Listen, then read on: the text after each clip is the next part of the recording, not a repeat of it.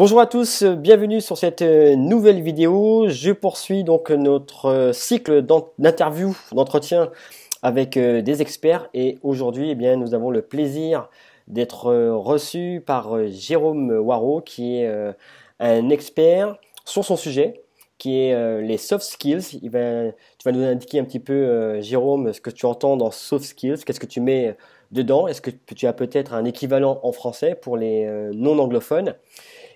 On va parler du sujet du domaine de l'influence et de la manipulation parce que je sais que tu t'es intéressé également sur ce sujet. Alors, est-ce que tu peux compléter un petit peu cette présentation de ce que tu fais et comment tu t'es amené à t'intéresser aux soft skills? Ok, merci de m'accueillir, Nathanaël. Je t'en Bonjour à prie. tous. Alors, expert, je sais pas si on peut dire expert, parce que c'est un sujet tellement vaste, en fait, que il faudrait plusieurs vies pour totalement tout maîtriser. C'est pas faux, absolument, oui. Justement, c'est ce qui est passionnant, c'est que c'est un sujet inépuisable.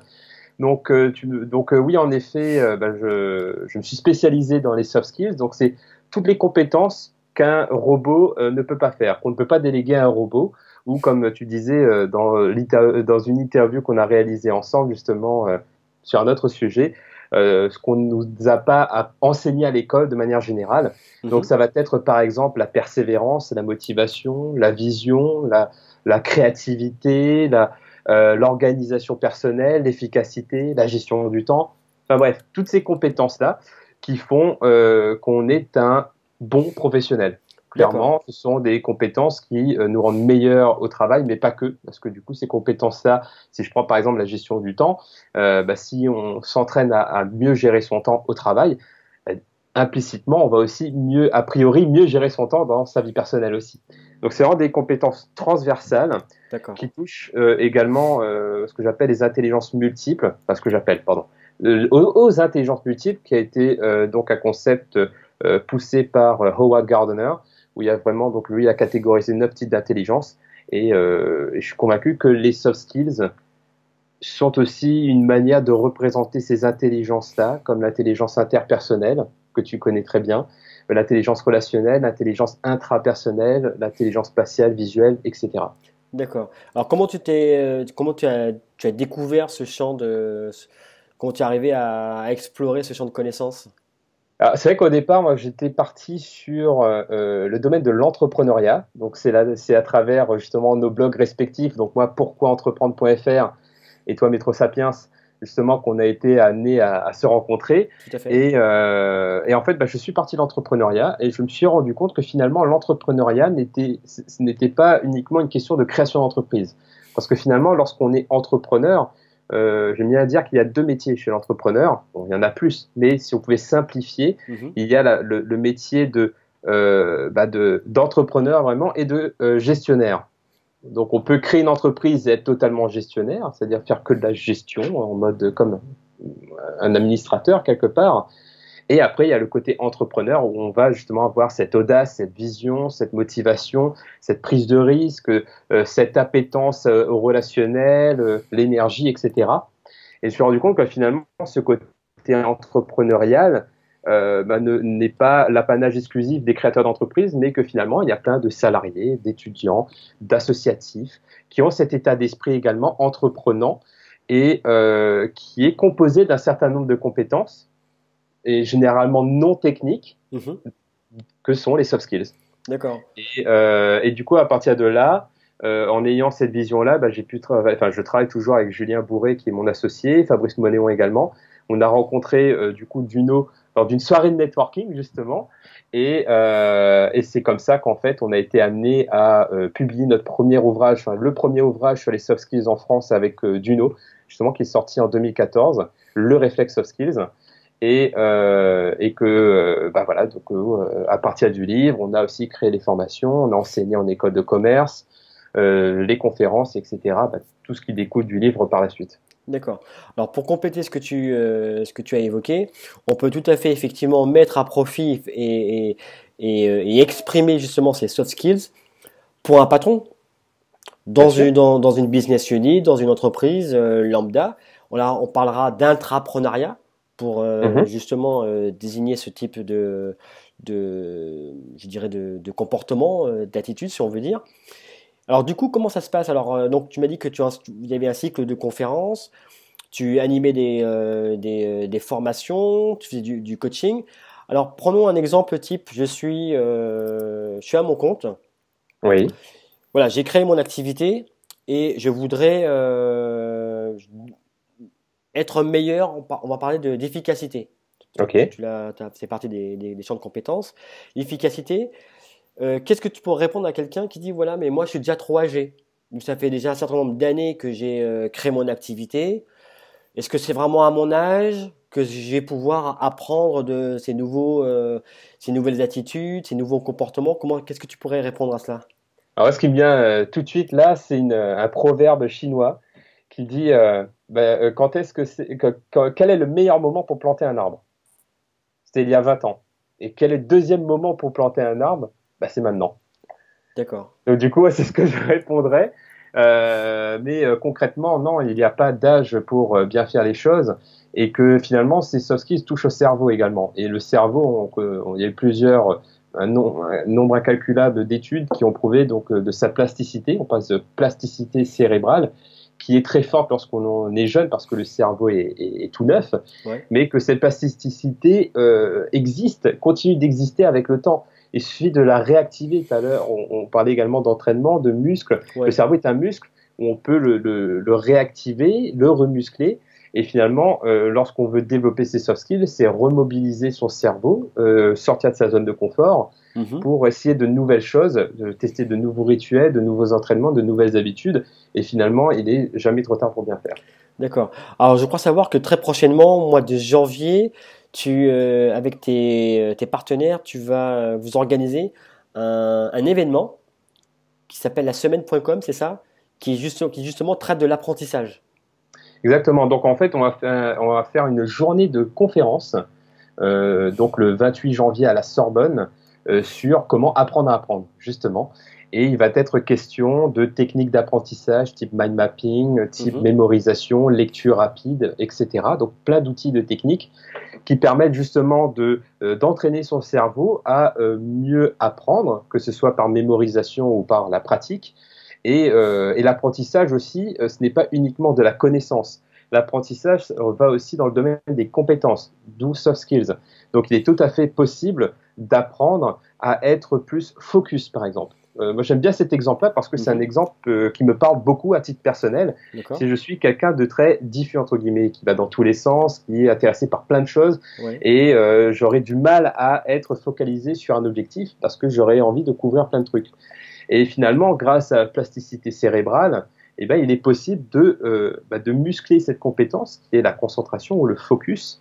Et finalement, grâce à des entraînements, que ce soit des entraînements soft skills ou d'apprentissage, on peut s'entraîner à être de plus en plus focus. Et pour ça, il n'y a pas d'âge et il n'y a pas de prédisposition. Il suffit d'avoir un objectif, de la volonté d'y arriver pour pouvoir ensuite se donner le temps et la persévérance pardon, pour y arriver. D'accord. Alors du coup, quel serait l'intérêt pour quelqu'un pour eh bien participer à cet événement-là? Qu'est-ce qu'il va qu'est-ce qu'on va y voir? Qui on va voir? Comment ça se passe? C'est quoi? C'est une journée complète? C'est 2 heures? Est-ce que tu peux nous en dire plus par rapport à l'événement en tant que Ouais, tel? ouais c'est une journée complète où en fait il y aura aussi, pour l'anecdote, il y a aussi un championnat de lecture rapide au tout début qui durera 1 heure et demie. Ça va être rapide, hein, lecture rapide. Ouais, ouais, ouais. L'idée c'est que ça ne s'étale pas trop.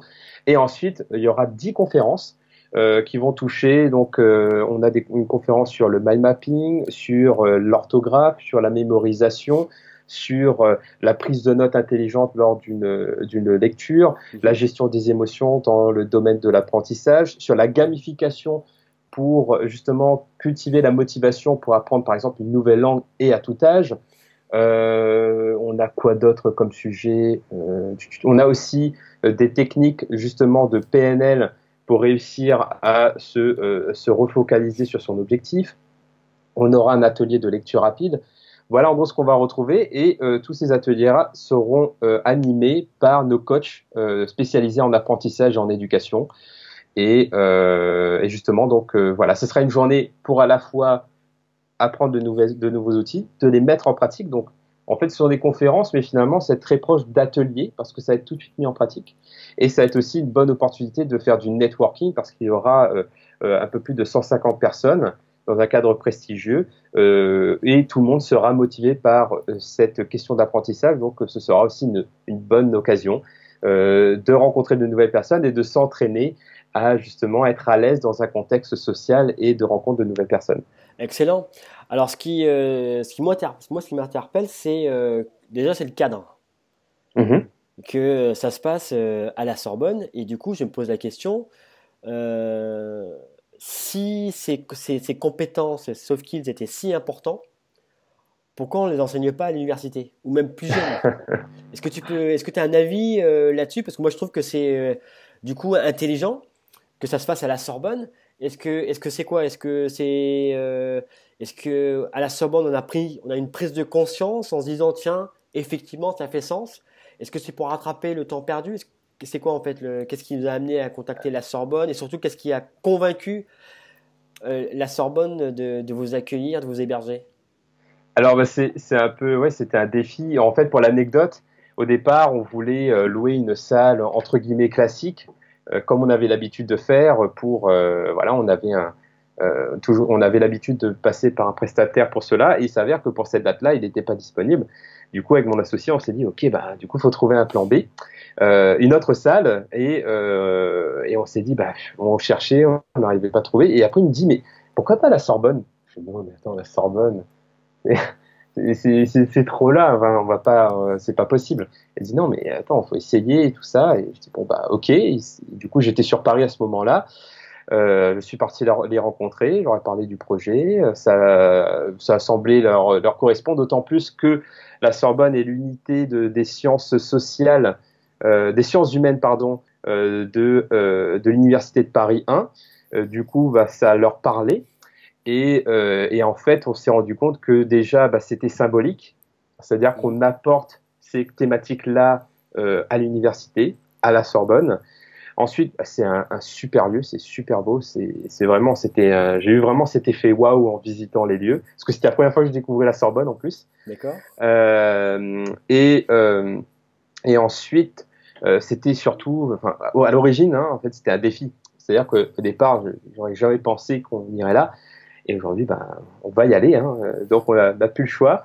Et donc voilà un petit peu l'anecdote de la Sorbonne. Et tout ça en filigrane, c'est vraiment quelque part euh, hacker l'éducation, quelque part. On va apporter ça dans l'éducation sans forcément vouloir tout changer, mais voilà, montrer, voilà ce qui existe, Mhm. voilà ce qu'on pourrait plus partager, que c'est pas quelque chose qu'on va apprendre uniquement sur des formations e-learning ou dans des conférences, c'est quelque chose, ouais, c'est des techniques toutes simples qu'on pourrait enseigner, bah, par exemple, des techniques de lecture rapide, on pourrait les enseigner dans des cours de français, Mhm. les techniques de mémorisation dans les cours d'histoire, pour apprendre des dates, par exemple des techniques pour mieux écrire en orthographe, on en a besoin, ça c'est hyper important. Et finalement, ce sont des petits modules qu'on pourrait facilement greffer dans les programmes quelque Ouais. part. Et du coup, il y a quelque part une certaine symbolique là-dedans. D'accord, excellent.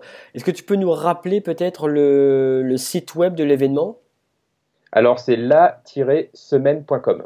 Donc on le mettra en description. Donc la semaine.com, on s'y rend et là on retrouvera tous les renseignements nécessaires, tous les détails Voilà, concernant comment accéder à l'événement, comment s'inscrire, etc. exactement. C'est bien cela? Est-ce que tu veux nous préciser une dernière chose ou peut-être est-ce que tu as une requête à formuler aux personnes qui qui regardent cette vidéo? Bah, une requête, peut-être un message, Un message? ce serait vraiment de penchez-vous sur ces compétences-là. Mhm. Voilà, c'est pas parce que la terminologie c'est soft skills, c'est pas des compétences douces ou molles comme on pourrait entendre ou lire certaines fois. C'est vraiment des compétences vraiment indispensables et qui, pour moi, qui font la différence. Voilà, par exemple, on parlait de CV, de carrière. Si vous êtes 10 000 personnes à avoir le même diplôme tous les ans, qu'est-ce qui va faire la différence? c'est pas le diplôme, ça va être vraiment ces soft skills qui vont faire que vous êtes singulier. Alors des personnes qui ont peut-être un profil plus créatif et d'autres plus analytique. Il n'y a pas de bon ou de mauvais. C'est juste un certain profil qui va faire que vous allez être plus adapté dans certaines situations ou dans d'autres. Et finalement, c'est vraiment capital selon moi de se pencher sur ces compétences-là et qui fait aussi que vous allez tisser des liens plus facilement avec les autres. Parce que si vous acceptez de capitaliser sur le fait, par exemple, moi j'ai accepté le fait que j'étais quelqu'un qui aimait l'organisation, j'aime bien être organisé, etc. Et du coup, si j'ai envie de chercher de la créativité, même si je sais que j'en ai, je vais peut-être plutôt chercher à me faire inspirer ou à me faire un partenariat avec quelqu'un qui est vraiment de ce profil-là. Et du coup, vous allez être plus attentif aux autres, quelque part, moins centré sur soi-même, mais aussi plus ouvert sur les autres pour pouvoir voir des synergies et voir comment vous pouvez travailler ensemble et vraiment avoir cette équation 1 plus 1 supérieur à 2. Parce que c'est vraiment le cas lorsqu'on est dans un système interpersonnel et c'est là la magie des soft skills. Donc c'est vrai, être vraiment être en conscience de ses points forts, de ses points faibles, entre guillemets, les points à développer, mais surtout ne pas faire en sorte que ces points faibles ne soient pas handicapants par rapport à ce qu'on veut entreprendre. Et surtout, comme tu l'as dit, eh bien peut-être s'associer, créer un partenariat avec quelqu'un qui, lui, du coup, sera très fort sur la partie créa, mais peut-être un petit peu moins fort, entre guillemets, sur la partie organisation, rigueur, méthodologie. Et vous inspirez les uns les autres. C'est-à-dire que Ouais. peut-être que, tout à l'heure je prenais cet exemple-là, j'étais quelqu'un de pas du tout focus. Du coup, je me suis entouré de personnes qui l'étaient. Et du coup, ça m'a inspiré à l'être aussi. À l'être aussi, ouais. Parce que ça faisait partie de mes objectifs personnels. Je me disais, j'ai envie d'être plus focus. Et Tout du à coup, fait. comme il n'y a rien de gravé dans le marbre, on a un cerveau plastique, malléable. Ouais. Et il faut du temps pour le sculpter. Mais c'est possible, surtout lorsque l'on est entouré. Là, c'est un processus de neurones miroir, apprendre par mimétisme. Et du coup, voilà, c'est pas uniquement s'entourer pour s'entourer de compétences, mais c'est aussi s'entourer pour apprendre. Tout à fait, absolument. D'autant plus que tu es focus aussi. Tu as une partie en toi qui est focus, qui Oui, a peut-être pas été forcément très développée, mais comme tu l'as bien dit, sûr. tu vas travailler là-dessus et avec le temps, ça sera quelque chose qui fera partie de toi. Exactement. Tout le monde est plus ou moins focus. Ouais, Il y a certaines qui sont beaucoup plus, d'autres beaucoup moins, mais on est toujours au moins un petit peu, parce que sinon, c'est pas humainement possible d'être 0% focus. absolument. Comme la créativité, il y a des personnes qui disent je suis pas du tout créatif. C'est faux, parce qu'à partir du moment où on arrive à formuler une phrase, c'est-à-dire qu'on arrive à concevoir des idées qu'on arrive à transmettre par oral. Donc il y a quand même au moins 1 ou 2% de créativité, rien que pour ce processus mental. Donc finalement, tout le monde a ces soft skills-là en potentiel. Après, c'est un choix de les développer où on a peut-être certaines facilités par rapport à un contexte d'éducation, d'enfance, etc., qui fait qu'on a peut-être des talents par rapport à d'autres. Tout à fait. Mais au final, ça va être le temps et la persévérance qui va faire qu'on va réussir à faire monter les jauges. Ouais, On part de 0 à 100 comme ça dans le temps. complètement. Et ce qui est intéressant dans ce que tu dis, c'est que quand tu dis que je suis inspiré, Mhm. le phénomène d'inspiration ne se déclenche qu'uniquement à partir du moment où toi-même, tu as une partie en toi qui résonne Bien enfin, sûr. chez l'autre en fait. C'est ce qui a Mhm. déclenché l'inspiration. Donc Mhm. effectivement, si tu n'étais pas inspiré, c'est que quelque part cette partie-là n'était pas en fait développée. Donc du coup, tu t'intéresses à la partie créativité, tu t'entoures de personnes qui sont créatives, ça Mhm. t'inspire et effectivement c'est un cercle vertueux qui se met en marche. Donc voilà, très bien, excellent. Merci Exactement. pour ce témoignage. Donc le Merci. site, je le répète une deuxième fois, donc c'est www.la-semaine.com Exact. concernant donc l'événement que tu organises donc le 28 janvier, c'est ça? C'est ça. Le 28 janvier donc à la Sorbonne. Donc personnellement, j'y serai. Yes. Parce que je m'intéresse effectivement à ces compétences-là, notamment tout ce qui est lecture rapide et prise de notes et organisation. J'aime beaucoup le GTD aussi. Ouais. Donc voilà, j'espère vous voir aussi là-bas très nombreux. Et Merci bah beaucoup. également, parce que j'y serai. Forcément. Excellent. Mais écoute, merci beaucoup pour cette interview et puis je te dis à très vite. Bah, merci à toi, merci à vous tous et à bientôt. À bientôt, au revoir. Au revoir.